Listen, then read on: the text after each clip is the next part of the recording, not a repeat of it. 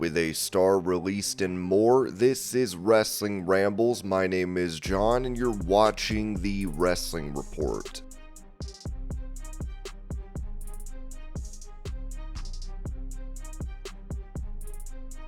As a prediction was given for John Cena's final opponent in WWE, Ringside News wrote that former WWE announcer Jonathan Coachman recently sat down for an explosive interview on Chris Van Vliet's Insight podcast, where he gave his honest thoughts about his time in WWE, the current state of the company, and most notably his predictions for John Cena's retirement match. And if Coachman is right, wrestling fans are in for one epic showdown.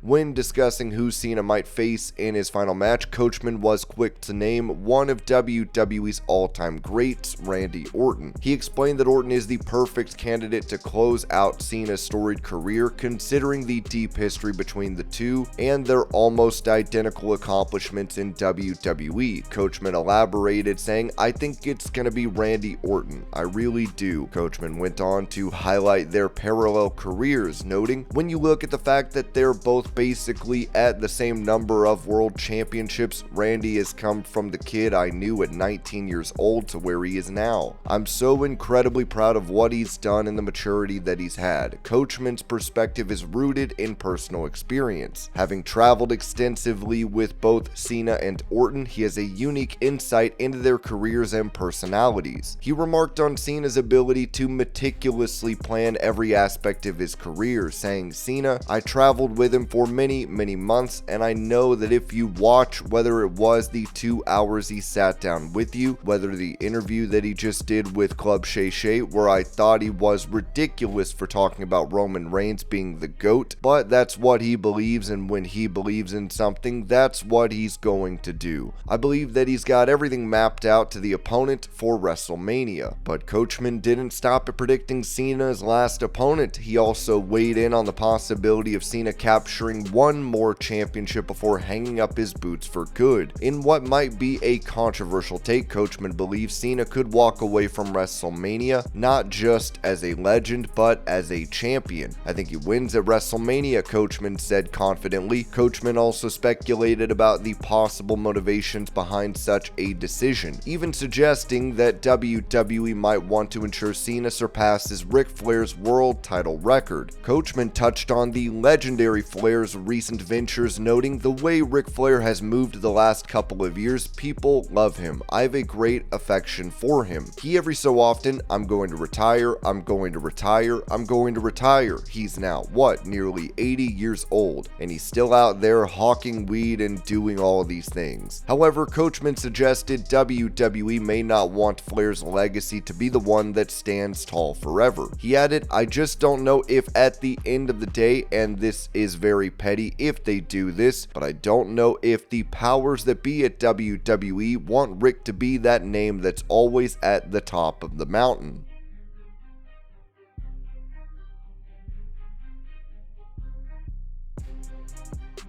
Going over a potential reason for CM Punk not taking part in the WWE event in Saudi Arabia, Crown Jewel, Sean Ross Sapp noted on Fightful Select's Q&A podcast, "I think it's abundantly clear that he's not working the Saudi show because of something from a moral standpoint, and probably the things he said prior."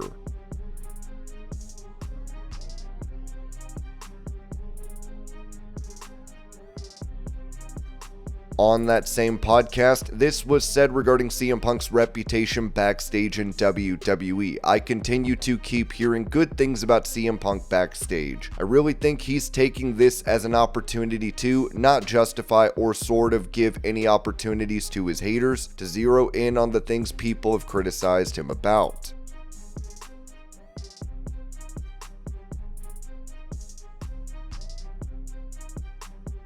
Sharing his intention to make the jump to WWE, UFC interim heavyweight champion Tom Aspinall told The Sun, "When I've retired from MMA, I'm switching over to WWE, and I'm going to be the WWE heavyweight champ."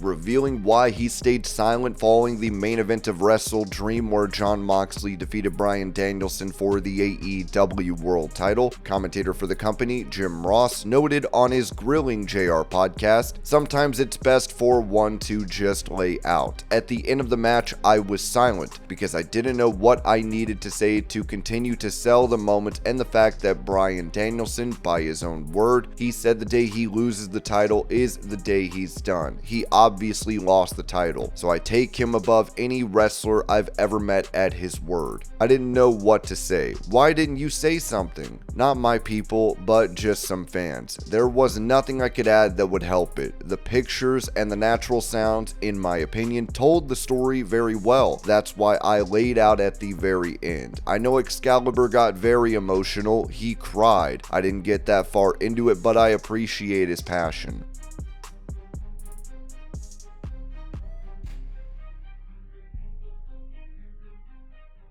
Going over the success of WWE's most recent premium live event, Ringside News wrote that WWE Bad Blood 2024 took place on October 5th at the State Farm Arena in Atlanta, Georgia, marking the 4th event in the Bad Blood series and celebrating the 27th anniversary of the first Bad Blood in 1997. Fans were excited about the show, and a few of them took the traditional route to watch the premium live event. In a time when most WWE fans opt for streaming services like Peacock, traditional pay-per-view still saw some numbers for Bad Blood 2024. The Wrestling Observer newsletter reported that the event garnered 12,400 traditional pay-per-view buys. This year's Bad Blood saw a 47.2% increase in pay-per-view buys compared to Bash in Berlin, making it the highest-selling WWE event of 2024. To be fair, Bash in Berlin went down during the afternoon in North America, whereas Bad Blood 2024 had a special start time of 6 p.m. Eastern. Interestingly, 73.5% of the viewers who purchased Bad Blood had not bought Bash in Berlin, indicating a unique draw for this event. Moreover, only 6.9% of the Bad Blood buyers also purchased AEW's WrestleDream 2024, highlighting a clear distinction in the fan bases. One source reportedly emphasized the impact of the stars, stating Cody is a workhorse champion who makes people happy they've engaged the product. Punk is the legit attraction he always wanted to be. The Bloodline business is booming. With such strong performances and increased pay-per-view numbers, Bad Blood 2024 proved to be a success for WWE. While streaming dominates viewership, rural areas still contribute to the remaining traditional pay-per-view audience, and this event's numbers reflect that ongoing trend. While Peacock is around $10 a month, traditional pay-per-view services still charge about $45 for those events. The main event, with top stars like Roman Reigns, Cody Rhodes, Solo Sikoa, and Jacob Fatu, played a significant role in attracting viewers. CM Punk has become a major draw in WWE, and he battled Drew McIntyre in an intense match where they bled buckets in a Hell in a Cell match that kicked off the event. This helped make Bad Blood 2024 a standout show. The night's main event saw Roman Reigns and Cody Rhodes team up to battle Solo Sikoa and Jacob Fatu, with The Rock making a surprise return to continue his final boss storyline. Wendy's sponsorship was prominently featured, with saucy nugs banners displayed throughout the arena. This was certainly an event that fans won't soon forget, however they watched the premium live event go down.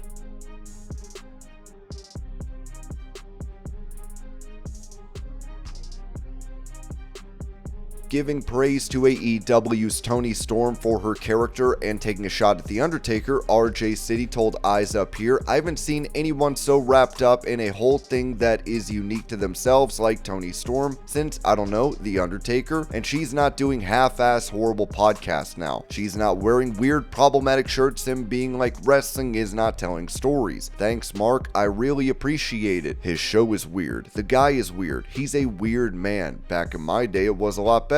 I'm sorry, were you always dead? Did you start off dead? Would you like to explain that?"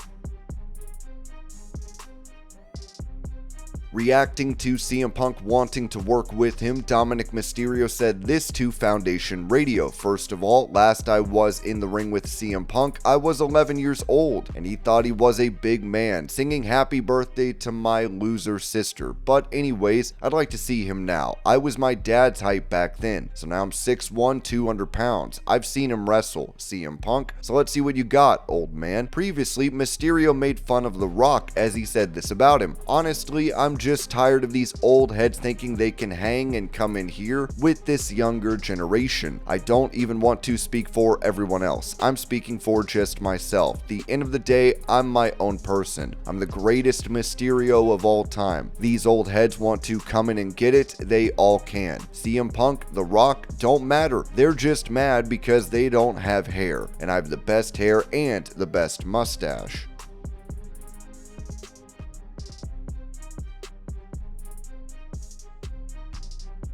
Mentioning a TNA wrestling star that is no longer with the promotion, Ringside News wrote that, according to Fightful, Jai Vidal is now a free agent after being granted his release from the company. Sean Ross Sapp from Fightful Select reported that Vidal requested and was granted his release recently. Vidal had signed a multi-year contract with TNA in late 2022, but it's unclear how much time was left on the deal. The 27-year-old last wrestled for TNA in August during an Ultimate X qualifying match, having only competed in 4 matches this year and securing just 1 win. Vidal, who has also wrestled for GCW, expressed frustration with the creative direction in TNA. He gained attention for being the first openly gay wrestler in TNA, but shared that he felt the company didn't fully reciprocate his emphasis on representation.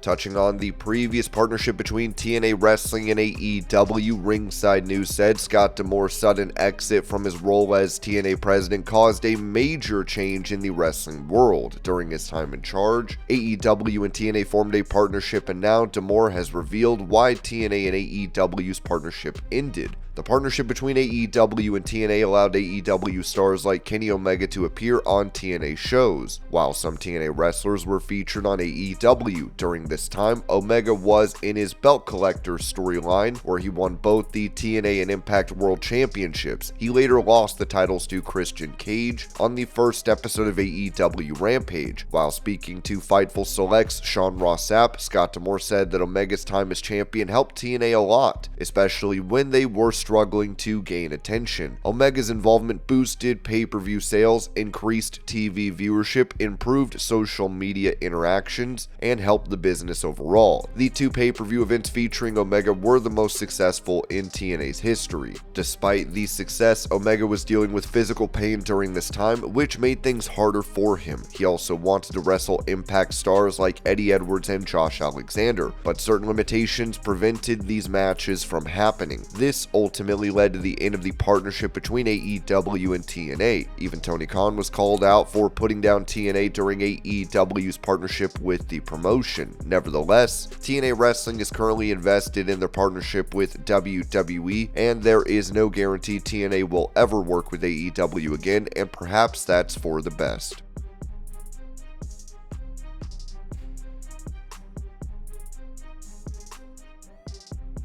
Talking about the possibility of Carlito being removed from the Judgment Day faction on Raw, this was said on WrestleVote's Radio on Sportskeeda's Backstage Pass Patreon. A couple of more nuggets that we can touch on is we are hearing discussions to potentially remove Carlito from the Judgment Day and get him back into a singles competitor, possibly a singles push. I think now with the addition of Raquel Rodriguez to the Judgment Day, it started to get a little bit bloated, and I think if you have a street trash type gimmick for the Judgment Day where they're kind of thugs and, you know, getting rule breakers in that sort of environment, if you don't toe the line of the entire group, or if you step out of line a little bit, or if you make a mistake, you're going to pay for those mistakes. So I think you're going to see Carlito here in the next couple of weeks sort of give the Judgment Day a reason to want to excommunicate him from the group, and I think he deserves a singles run. There's no timetable. We haven't heard much. I'd expect by the end of the year, maybe a singles run by Carlitos in the fold, but we do know that those plans have been discussed to separate him from the Judgment Day.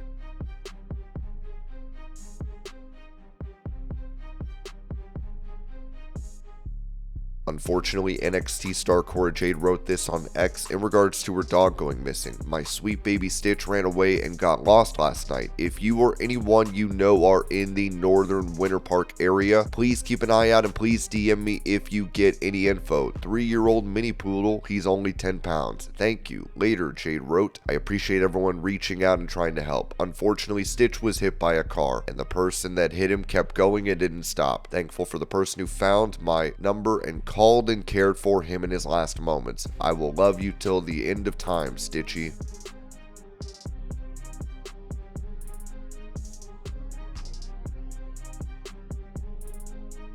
Revealing the reason for his departure from AEW in January of 2022, Tully Blanchard said this on his podcast. I never had to lay anything out. Arn didn't. Flair didn't. It was all okay. We're going to play it by ear depending on what the audience does. And that's the way that I always did stuff, and it was like oil and water with the guys at AEW because that's not the way they were trained and not the way they did stuff, but it all worked out good and I got on TV for a while. Was on with some very great talent and was thrilled to do that, and then you miss a show, you get fired.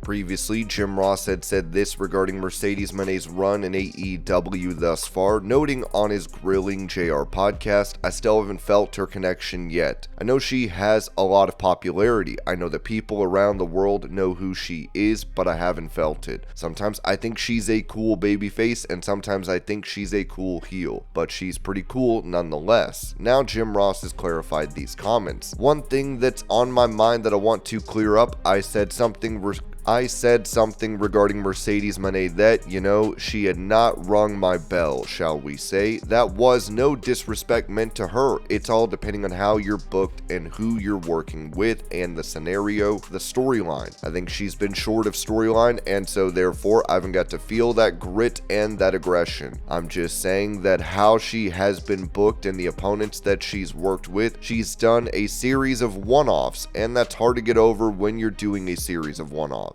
You don't have time to sink your teeth into a personal issue, and if you don't have a personal issue in my world where good old JR resides, personal issues are everything. I'm a big fan of her work. It's just, I think, she could be even more effective. The best is yet to come for her.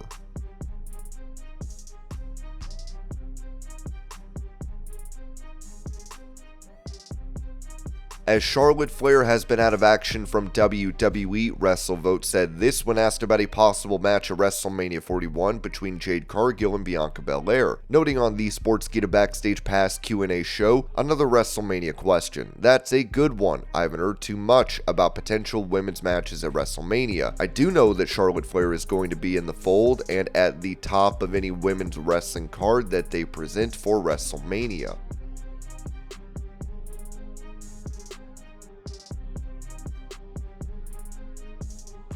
For information on the health of Bryan Danielson, Dave Meltzer said this in the Wrestling Observer newsletter. Bryan Danielson is going to have an MRI done to see the damage on his neck. He had an MRI done not too long ago and it showed damage all the way down his neck. What happens next depends on if the level of damage is the same as it was or if it is worsened. The hope is that he won't need surgery and can heal up strong enough with stem cell treatment therapy, but if not, he'll have to undergo surgery.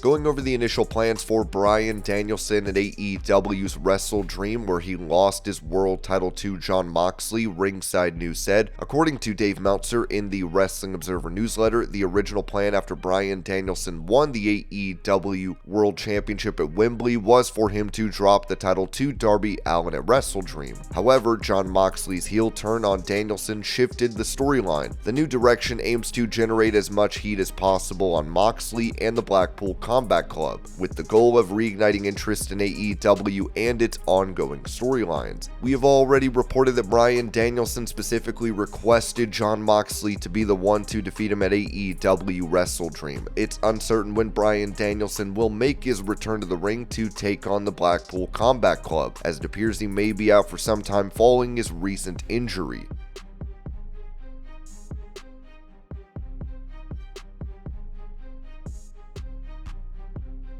When it comes to WWE holding a WrestleMania event in London, Ringside News wrote that WrestleMania, WWE's biggest event, is known for its spectacular nature and worldwide popularity, and there's speculation about it potentially moving to London. London's mayor, Sadiq Khan, has expressed a keen interest in bringing the event to the UK capital. However, it appears that London might not be the location for WrestleMania in the near future. It was previously reported that WWE was discussing having a WrestleMania event take place in London. In fact, even Triple H revealed the reason why WWE is considering London as host for future WrestleMania. Even John Cena also believes London earned the chance to host WrestleMania, and fans were hoping it would become a reality after Triple H and Sadiq Khan had a very productive meeting about the same earlier this year. However, Dave Meltzer in the Wrestling Observer newsletter reports that WrestleMania is no longer the top priority for London, as the NFL has shown interest in hosting the Super Bowl at Wembley Stadium. WrestleMania 41 is already scheduled for Las Vegas, with a future edition also set for Lucas Oil Stadium in Indianapolis, but only time will tell when London will end up having a WrestleMania of their own, as that may not be happening anytime soon now.